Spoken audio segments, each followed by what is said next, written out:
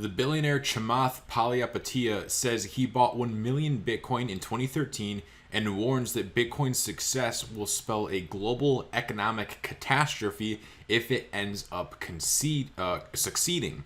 MoneyGram is rolling out payment system in Asia, and are Ripple and XRP ready for the launch? And Bitcoin is dropping right now. The last time this indicator emerged, Bitcoin dropped 50% and it's back. So Bitcoin is dropping a little bit today. The price of Bitcoin right now, as I record this, is 9,100. So we'll dive into this and see what's kind of going to happen with the price action. But with that said, let's start here. If you guys could like the video for me, that would be greatly appreciated. And let's just dive right into this, because this is some interesting stuff today, guys, to say the least. So Chamath Palihapitiya views Bitcoin as financial doomsday insurance.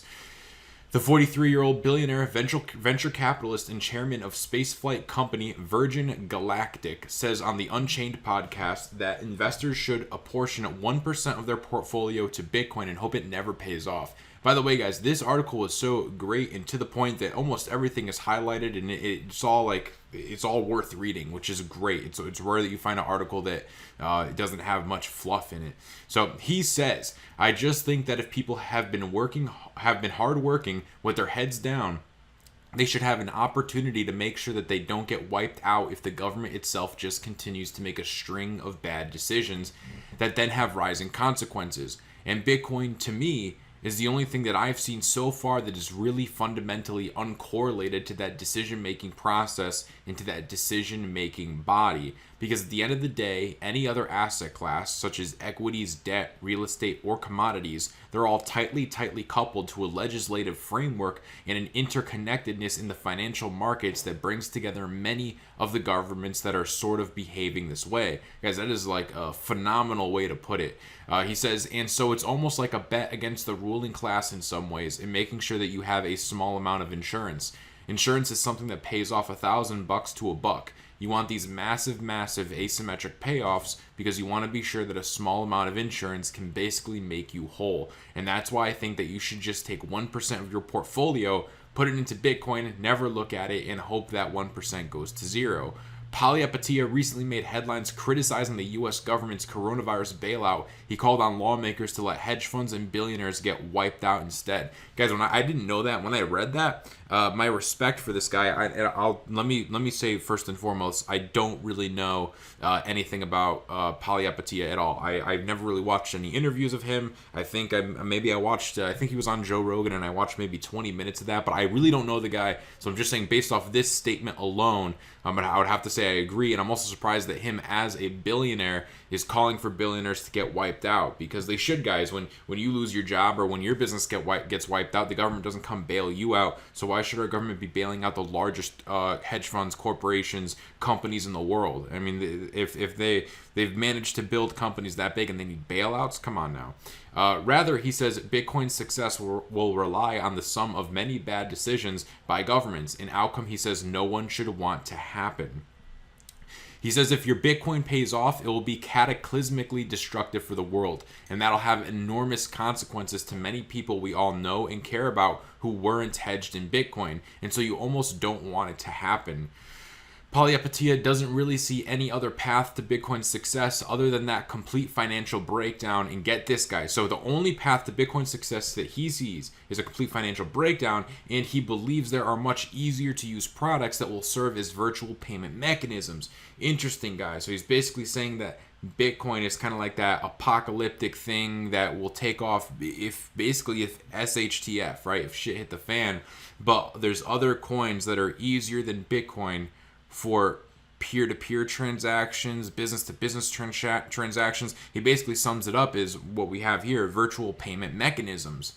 Insane, guys. So he's literally admitting that he doesn't see Bitcoin as being used as the currency of the world, right? Our global currency or whatever. He doesn't see it, which is, kind of interesting. He also says his first investment in Bitcoin was a purchase of 1 million Bitcoin back in 2013 when the crypto was valued at around $80. And today that sum is worth more than $9 billion. That is crazy, guys. And here's kind of his little story. He goes over and says it. So there's a well-known person in the Bitcoin ecosystem. His name is Wences Caceres. He was the one that introduced it to me in 2010, and we were actually going to Las Vegas for his 40th birthday, and that's when he pitched me on it. And I remember landing 3 days later, and I called my family office and said, buy 1 million Bitcoin. That's how I started. It was $80 or something at the time, and it just sounded kind of really interesting. But then it took me a few years to really understand it. I didn't totally understand all of the mechanics of it, and to be honest with you, I've forgotten most of the mechanics now. I studied it, I made an underwriting decision to buy and to never think about it again. And by and large, I've never thought about it again. I remember my family office flipped out when Bitcoin was 20K a coin. They were like, oh, and I was like, guys, don't tell me. I don't want to know. Just take it off the balance sheet. Don't ever look at it. Keep it at the cost. And don't get psychologically affected by this number. Come on, guys. This is an interesting read. This is a really interesting read. If you don't think so, I don't really know what's wrong with you, because I was pretty excited reading this. With that said, if you guys like daily cryptocurrency news, consider subscribing to the Digital Investor community. Make sure you guys like the video so we can get this out to more people, get more people in the crypto space and learning about this technology. Like I said earlier, Bitcoin is at 91.93, Ethereum's at 230. XRP is at 18 cents. Guys, actually, I checked this earlier and I saw XRP and I saw Tether's dollar, and for a second I thought XRP was $1, but no, it's at 18 cents. Bitcoin Cash at 230, Cardano is at 8 cents, and Chainlink is at 471. Fear and greed index for today is at 40, so we're still in fear. And let's get into this MoneyGram news. So the leading payment company launched an online presence in Singapore in February, and Anil Kapoor, the company's head of Asia Pacific and South Asia, tells Digital News Asia that the company is now exploring whether it should bring the MoneyGram app to Malaysia. MoneyGram has also recently announced a partnership with Global Money Express, one of the largest money transfer and payment fintech companies in South Korea. The World Bank reports that South Korea's P2P payments and remittance market has approximately 13.4 billion in annual remittance outflows. The new partnership will particularly benefit customers who send money from South Korea to China and South Asia, according to MoneyGram. Although MoneyGram is a top user of Ripple's XRP-based remittance product known as ODL, the company has not revealed which corridors it plans to support in the future. To date, Ripple has officially launched ODL in Mexico, Philippines, Australia, and Brazil on the way. As we know, Brad Garlinghouse talked with the head of banking in Brazil, I think not even a month ago. So I think that's coming relatively soon. I guess we'll see what happens. The company says it plans to launch across Asia Pacific, Europe, and Middle East, Africa, and Latin America this year. That's quite the roundup, guys. But has not released any specific dates on when that may happen. In the last 2 months, the Texas-based MoneyGram has seen its digital transactions surge amid the corona pandemic. In the quarter ending March 31, 2020, MoneyGram's digital transactions grew 57% year over year, while walk-in transactions dropped 6%. You guys see where it's going? Digital, guys. The world's going digital, as I say almost every video. In addition, digital transactions represented 18% of all MoneyGram remittances at the end of the first quarter. In April, the company's digital transactions rose 81% year over year as online remittances grabbed 28% of MoneyGram transactions. And in May, the company reported 100% year over year digital transaction growth. The company says it's utilizing XRP to power 10% of its transaction volume between Mexico and the US. I wonder when they're going to start using XRP to power more and to start operating in other corridors. I'm really not sure when it's going to happen. As we know, Ripple has come out and said that the banks aren't ready. So by banks, is MoneyGram kind of considered that? Is that why they're only using 10% in a single corridor?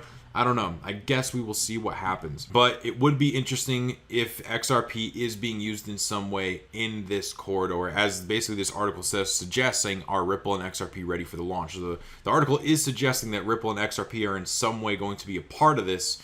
However, through reading it, it doesn't look like there's a decisive answer, as they're not really making these announcements. Again, we don't know what's going on in the background, guys. There could be NDAs, there could be contracts, there could be private clients. We don't really know how the whole back end works. So I'm sure there's a lot of things that we don't see and that they basically just can't tell us.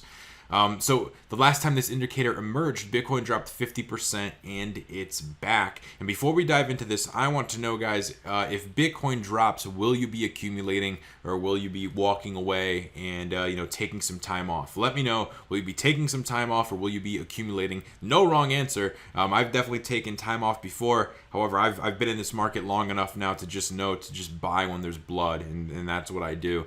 So Bitcoin has seen degrading technical strength throughout the past several days and weeks. This weakness has come about as a result of it largely hovering above its lower range boundary over the past several days. It hasn't been able to post any decisive bounce from this region despite briefly being pushed beneath its support. One indicator that just flipped bearish seems to suggest that a decline beneath this crucial support is imminent. The last time this indicator flipped from bullish to bearish was right before Bitcoin crashed from over 8,000 to lows of 3,800 in March. At the time of writing, Bitcoin is trading down marginally at its current price of 9,200. This is around the level at which it has been trading over the past day. One analyst is noting that one bearish scenario he is watching entails Bitcoin retesting 9,500 to print a lower high and then plunging down into the mid $8,000 range. He says, this would be the bearish scenario that I would be watching to play out over the coming day. Likely we could see another retest of 9,500 as it prints another lower high, watching this chart very closely. So here's the range that Bitcoin is currently in, and we're sitting right here now, a retrace to 9,200, and he's saying a back test of 9,500, which is right here. This would confirm this as resistance, and then we would look to make our way down and ultimately print a higher low. So ever since Bitcoin began rebounding from its mid-March lows, the cryptocurrency cloud indicator has been firmly bullish, helping it to establish a clear uptrend. So as we can see, guys, bullish is when this cloud here is green, and right now it is tightening down. Looks like we're about to go red. So as we can read here, the inability to break above 10K in the multi-week bout of tight range-bound trading has caused this indicator to flip bearish for the first time since it crashed a few months ago. So, okay, it has crossed bearish. Yep, there we can actually see it. So the indicator has crossed the bearish. One analyst put forth a chart showing this trend, marking the historical significance of a bearish cloud flip. And that is the article. So, guys, if this comes down, if this cloud, and it's already crossed bearish, and it starts to really open up and we get some downward price action, and we come into right down in here with a $6,000 range or so, will you guys be accumulating? Let me know in the comments. With that said, if you're still around, hey, consider subscribing to the channel. Produce a daily video on cryptocurrency. If you like news like this, I think you'll like my future videos. Feel free to watch any of these previous videos. They're all free. And if you guys could like the video, that is also free. Thank you guys so much. Thank you for the support. Thank you for 2,400 subscribers. And I will see you all on tomorrow's video. Have a great day, guys.